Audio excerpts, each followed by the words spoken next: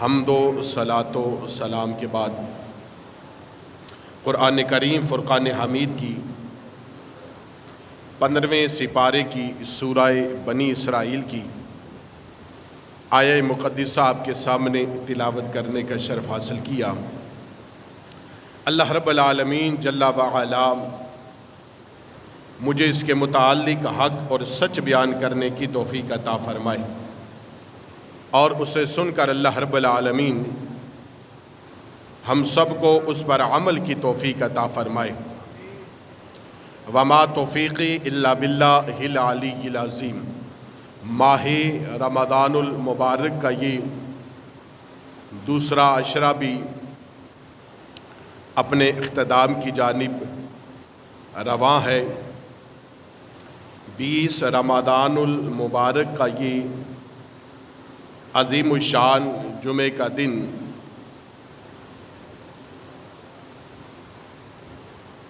اسی 20 رمضان المبارک کو اسلام کو وہ عظیم فتح اور کامیابی حاصل ہوئی جس کے لیے بانی اسلام محمد الرسول اللہ صلی اللہ علیہ وسلم اور آپ کے غلام صحابہ نے قربانیاں دیں۔ یہ وہ 20 رمضان المبارک کا دن ہے، وہ عظیم دن ہے کہ جس میں اسلام کو وہ عزت اور وہ شان اور وہ مقام حاصل ہوا جو اس سے پہلے اور اس کے بعد وہ منظر کسی نے نہیں دیکھا۔ وہ عظیم منظر جو 20 رمضان المبارک کو عظیم واقعہ رونما ہوا جسے ہم فتح مکہ کہتے ہیں۔ 20 رمضان المبارک کو فتح ہوا مکہ شریف، اور اس عظیم شان شوکت اور عظیم فاتحانہ انداز میں مکہ شریف فتح ہوا کہ تاریخ میں ایسی مثال نہیں ملتی کہ جس کی خاطر امام الانبیاء صلی اللہ تعالی علیہ وسلم کے غلام جانثار صحابہ نے قربانیاں دیں، اور اسلام کے چاہنے والوں کو کفار و مشرکین سرداران قریش نے، سرداران مکہ نے اتنا تنگ کیا، اتنی تکلیفیں اور اذیتیں دیں کہ یہ لوگ مکہ چھوڑ کر یہ ہجرت کرنے پر مجبور ہوئے، اور کچھ صحابہ حبشہ کی جانب ہجرت کر کے گئے اور کچھ مدینہ طیبہ کی جانب ہجرت کی، اور اس قدر تکلیف دی گئی کہ حتیٰ کہ امام الانبیاء صلی اللہ تعالی علیہ وسلم پر قاتلانہ حملے ہوئے، اور اللہ کے محبوب صلی اللہ تعالی علیہ وسلم نے اسلام کی خاطر اپنا گھر چھوڑا، اپنا شہر چھوڑا، اپنا وطن قربان کیا۔ اپنا گھر، اپنا شہر، اپنا وطن سب کو پیارا اور عزیز ہوتا ہے، لیکن اللہ کے محبوب صلی اللہ تعالی علیہ وسلم نے اسلام کی خاطر اس قدر آپ کو تکلیفیں اور اذیتیں دی گئی کہ امام الانبیاء صلی اللہ تعالی علیہ وسلم مکہ چھوڑنے پر مجبور ہوئے، اور اپنے ساتھی سیدنا صدیق اکبر رضی اللہ تعالی عنہ کے ساتھ مکے سے ہجرت فرمائی، اور جہاں پر مسلمانوں کی زندگی کو تنگ کر دیا گیا تھا، جہاں پر اللہ کے محبوب صلی اللہ تعالی علیہ وسلم پر پتھر برسائے جا رہے تھے، آپ کو لہو لہان کیا جا رہا تھا، آپ کے اوپر اوجڑی ڈالی جا رہی تھی، آپ کے لیے خندقیں کھودی جا رہی تھی، سوشل بائیکاٹ کیا جا رہا تھا، آپ کو گھر میں بند کیا جا رہا تھا۔ اللہ کے محبوب صلی اللہ تعالیٰ علیہ وسلم نے اپنا وہ شہر مکہ چھوڑا، اللہ کے محبوب صلی اللہ تعالیٰ علیہ وسلم مدینے میں تشریف لے آئے۔ وقت گزرتا چلا گیا، جب اللہ نے اسلام کو اور بانی اسلام محمد رسول اللہ صلی اللہ تعالیٰ علیہ وسلم کو اللہ نے طاقت عطا فرمائی، امام الانبیاء صلی اللہ تعالیٰ علیہ وسلم 10 رمضان المبارک کو مدینے سے نکلتے ہیں، اپنے صحابہ کے ساتھ نکلتے ہیں، اللہ کے محبوب صلی اللہ تعالیٰ علیہ وسلم سفر شروع کرتے ہیں، مکے کی جانب رواں دوا ہوتے ہیں۔ اللہ کے محبوب صلی اللہ تعالیٰ علیہ وسلم کے ساتھ آپ کے صحابہ جانثار لشکر اسلام موجود ہے۔ اللہ کے محبوب صلی اللہ تعالیٰ علیہ وسلم کے ساتھ 12,000 لشکر اسلام، اللہ کے محبوب صحابہ اکرام محبوب صلی اللہ تعالیٰ علیہ وسلم کے ساتھ مدینے سے نکل کر مکے کی جانب رواں دواں ہوتے ہیں۔ آج اللہ کے محبوب صلی اللہ تعالیٰ علیہ وسلم، ایک وہ جنگ تھی جب بدر کا وقت تھا، اور بدر کے میدان میں 313 یہ جانثاران مصطفیٰ تھے جن کے پاس لڑنے کا ساز و سامان بھی نہ تھا، جن کے پاس تیر بھی، تلوار بھی، نیزے اور بھالے بھی موجود نہ تھے، جن کے پاس سواریاں بھی پوری موجود نہ تھی، لیکن سامنے لاؤ لشکر 1000 کی تعداد میں تھا، اور سب کے پاس نیزے، تلواریں، تیر اور بھالے تھے، سب کے پاس کھانے کا ساز و سامان تھا۔ اور ادھر لشکر اسلام کی حالت یہ تھی کہ یہ فاقے بھی سے بھی تھے اور کھانے کی کمی بھی تھی، اور پھر رمضان کا مہینہ بھی تھا اور یہ سب روزے کے عالم میں تھے۔ اور ایک وقت یہ آیا جب امام الانبیاء صلی اللہ تعالیٰ علیہ وسلم آج فاتحانہ انداز میں مدینے سے نکلتے ہیں اپنے غلاموں کے ساتھ اور مکے کی جانب رواں دواں ہیں۔ مکے سے تھوڑا دور پہنچ کر اللہ کے محبوب صلی اللہ تعالیٰ علیہ وسلم نے پڑاؤ ڈالا، اور اللہ کے محبوب صلی اللہ تعالیٰ علیہ وسلم نے اپنے غلام صحابہ سے کہا، 12,000 صحابہ سے کہا، اے میرے غلاموں، سارے اپنی اپنی الگ الگ چراغ روشن کر لو، سارے الگ الگ آگ جلاؤ، تاکہ کفار و مشرکین مکہ کو، سرداران قریش کو پتہ لگے کہ آج کوئی لشکر آ رہا ہے۔ جب دور اتنی بڑی آگ جلتے ہوئے اور اتنے لوگوں کو دیکھا جائے گا تو ہیبت طاری ہوگی کہ کون حملہ آور آ رہا ہے۔ چند سرداران قریش، ابو سفیان، اور یہ دیکھنے کے لیے آگے بڑھتے ہیں۔ جب اللہ کے محبوب صلی اللہ تعالیٰ علیہ وسلم کہ لشکر میں داخل ہوتے ہیں، حضرت عباس رضی اللہ تعالیٰ، ابو سفیان جب پہنچتے ہیں تو حضرت عباس رضی اللہ تعالیٰ انہیں لے کر حضور کی بارگاہ میں جاتے ہیں۔ سامنے مختلف قبیلوں کے، مختلف خاندانوں کے لشکر الگ الگ بیٹھے ہیں۔ اللہ کے محبوب صلی اللہ تعالیٰ علیہ وسلم کی بارگاہ میں لے کر جایا گیا۔ میرے آقا نے فرمایا، ابو سفیان بتا آج میرے بارے میں کیا کہتا ہے، آج بتا اس رب کے بارے میں کیا کہتا ہے۔ ابو سفیان کہتا ہے، اے محمد صلی اللہ علیہ وسلم، میں آج یہ کہتا ہوں کہ آپ کا رب سچا ہے، اس لیے کہ اگر ہمارے لات، منات، عزا اور حبل ہمارے بت سچے ہوتے آج ہماری مدد کرتے، لیکن آج تمہارا رب سچا ہے جس نے آج تمہاری مدد کی ہے، اور اسلام کو اللہ نے وہ طاقت دی ہے کہ آج تم 12,000 کا لشکر لے کر آئے ہو، اور یہ اللہ کی تمہارے رب کے سچے ہونے کی گواہی ہے۔ اللہ اکبر۔ اللہ کے محبوب صلی اللہ تعالیٰ علیہ وسلم نے جب ارشاد فرمایا، پوچھا حضرت ابن عباس رضی اللہ تعالیٰ، آپ نے کہا کہ ابو سفیان آج کلمہ پڑھ اور اسلام میں داخل ہو جا، آج تجھے امان مل جائے گی۔ حضرت ابو سفیان نے کلمہ پڑھا اور دائرہ اسلام میں داخل ہوئے۔ اللہ اکبر۔ اللہ کے محبوب صلی اللہ تعالیٰ علیہ وسلم نے ارشاد فرمایا کہ آج وہ عظیم دن ہے۔ اللہ کے محبوب صلی اللہ تعالی علیہ وسلم کہہ رہے تھے وَقُلْ جَاءَ الْحَقُّ وَزَهَقَ الْبَاطِلُ إِنَّ الْبَاطِلَ كَانَ زَهُوقًا۔ اللہ کے محبوب صلی اللہ تعالی علیہ وسلم کہہ رہے تھے لوگوں حق آ گیا اور باطل مٹ گیا۔ ان الباطل کان زہوقا، اور بے شک باطل تو مٹنے کے لیے ہے اور حق کی ہمیشہ فتح اور کامیابی ہونے والی ہے۔ اللہ اکبر۔ اللہ کے محبوب صلی اللہ تعالی علیہ وسلم نے اعلان فرمایا میرے غلاموں، اے میرے صحابہ مکے کے چاروں طرف سے داخل ہو جاؤ۔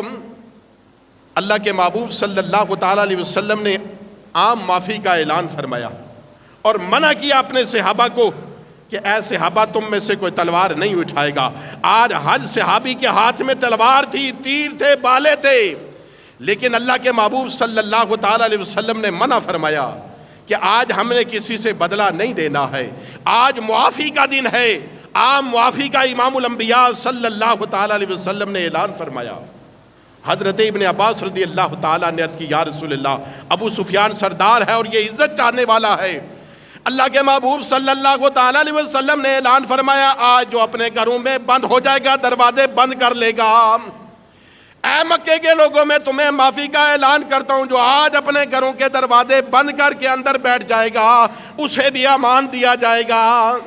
اور آج جو ابو سفیان کے گھر میں داخل ہو جائے گا اسے بھی امان دیا جائے گا۔ اے لوگوں، آج جو حرم میں مکے میں داخل ہو گیا،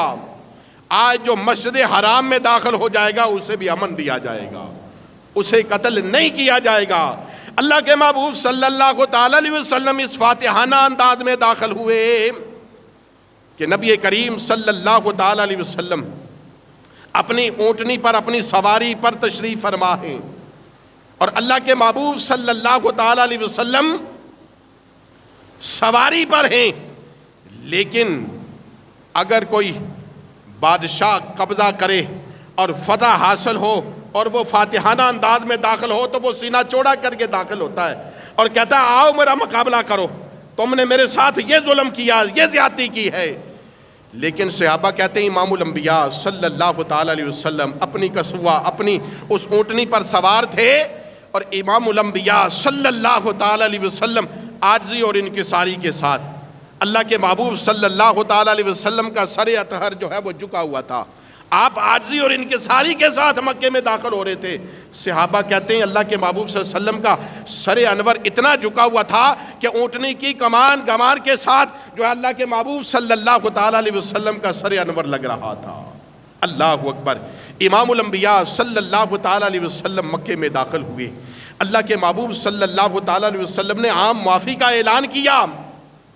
اللہ اکبر۔ حضرت سعد رضی اللہ تعالیٰ جن کے ہاتھ میں جھنڈا تھا اور وہ داخل ہو رہے تھے، حضرت سعد رضی اللہ تعالیٰ عنہ کے ہاتھ میں جھنڈا ہے اور آج مکے میں داخل ہیں۔ حضرت سعد ان لوگوں کو دیکھ رہے تھے جو اپنے گھروں کی چھتوں پر چڑھ کے دیکھ رہے تھے کہ آج مسلمان داخل ہو رہے ہیں۔ صحابہ انہیں دیکھ رہے تھے کہ کون نے کس نے ہمیں کیا کیا تکلیفیں دی تھی، کس نے ہمارا جینا محال کیا تھا، اور کس نے ہمیں جو ہے نا ہمارے جو ہے نا وہ مسلمان بھائیوں کو قتل کیا تھا۔ اللہ اکبر۔ اللہ کے محبوب صلی اللہ تعالی علیہ وسلم نے عام معافی کا اعلان کیا۔ عثمان بن طلحہ جس کے پاس بیت اللہ شریف کی چابیاں ہوتی تھی، اللہ کے محبوب صلی اللہ تعالی علیہ وسلم نے جب آپ مکہ شریف میں تھے ہجرت کرنے سے پہلے عثمان بن طلحہ سے کہا ہے عثمان بن طلحہ